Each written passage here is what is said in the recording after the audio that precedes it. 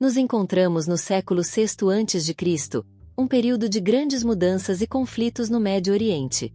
Babilônia, sob a liderança do rei Nabucodonosor II, se tornou o império mais poderoso da região.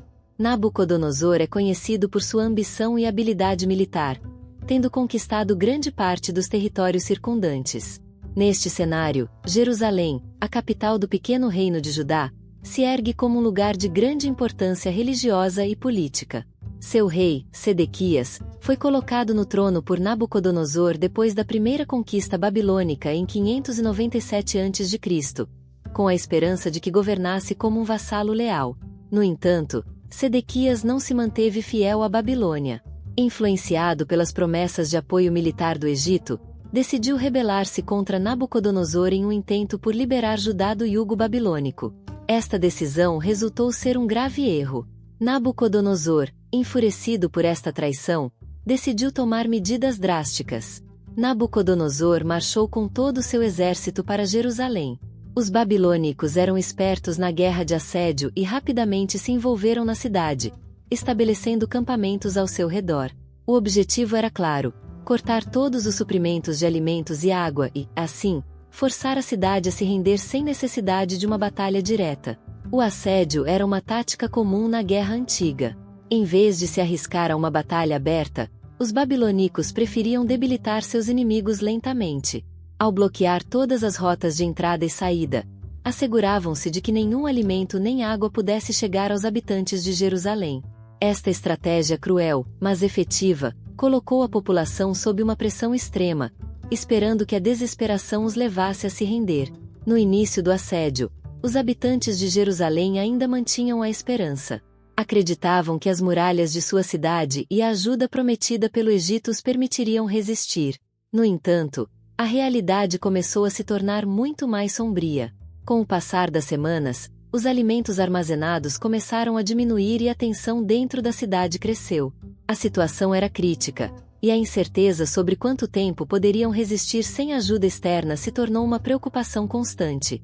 À medida que os dias se convertiam em semanas e as semanas em meses, o assédio babilônico se intensificava, marcando o início de um dos períodos mais escuros na história de Jerusalém. Nabucodonosor não tinha intenções de se retirar. Seu objetivo era claro: castigar Jerusalém por sua rebelião e garantir seu controle sobre a região. Sabia que a queda de Jerusalém não só significaria a eliminação de um pouco de resistência, mas também uma mensagem clara para outros reinos sobre as consequências de desafiar a Babilônia. Com o passar do tempo, as reservas de alimentos dentro de Jerusalém começaram a se esgotar. As referências de comida se reduziram a quantidades mínimas. A fome começou a cobrar suas primeiras vítimas, especialmente entre os mais vulneráveis, os meninos e os velhos.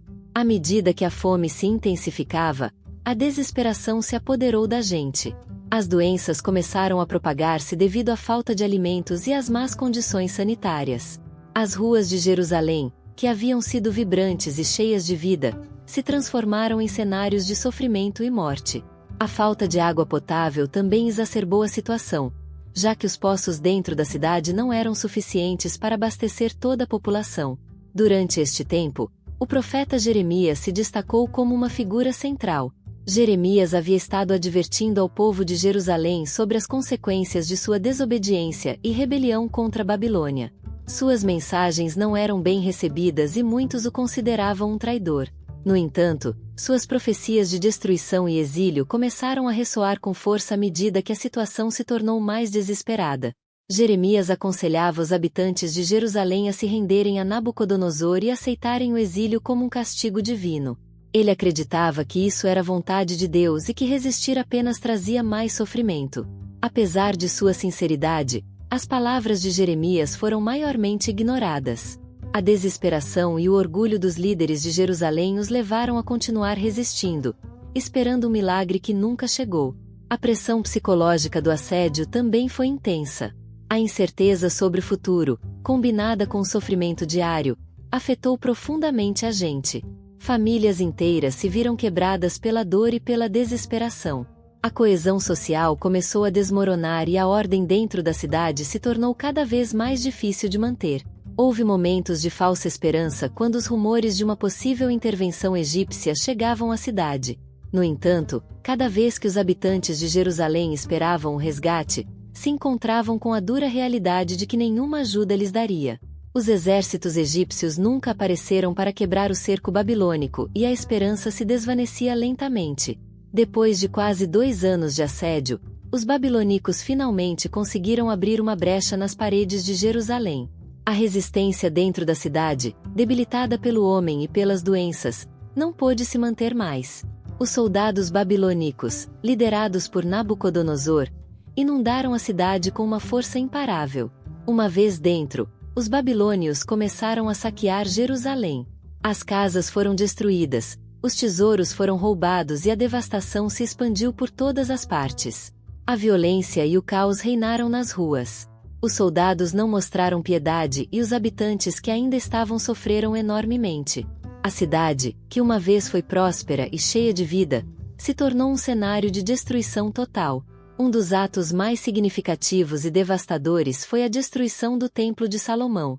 Este templo era o centro espiritual e religioso de Jerusalém, um lugar sagrado para os judeus. Os babilônicos saquearam o templo, levando todos os objetos de valor, e depois incendiaram-no, reduzindo-o a escombros. A destruição do templo não foi apenas uma perda física, mas também um golpe profundo à identidade e à fé do povo judeu. Depois da queda de Jerusalém, Nabucodonosor ordenou a deportação da maioria dos habitantes da cidade para a Babilônia. Este evento, conhecido como exílio babilônico, foi um ponto de inflexão na história do povo judeu. Homens, mulheres e crianças foram levados longe de sua terra, forçados a viver em um país estrangeiro. Embora no exílio, mantiveram viva sua fé e suas tradições, esperando o dia em que pudessem voltar para casa. Os textos bíblicos, como o livro de Lamentações, refletem a dor e o sofrimento deste período, mas também a esperança de uma redenção futura. Se você está interessado em saber mais sobre estes episódios históricos e bíblicos fascinantes, convidamos você a clicar no vídeo que aparece na tela para continuar explorando conosco. Inscreva-se no nosso canal e ative as notificações para não perder nenhum dos nossos próximos vídeos. Nos vemos no próximo vídeo.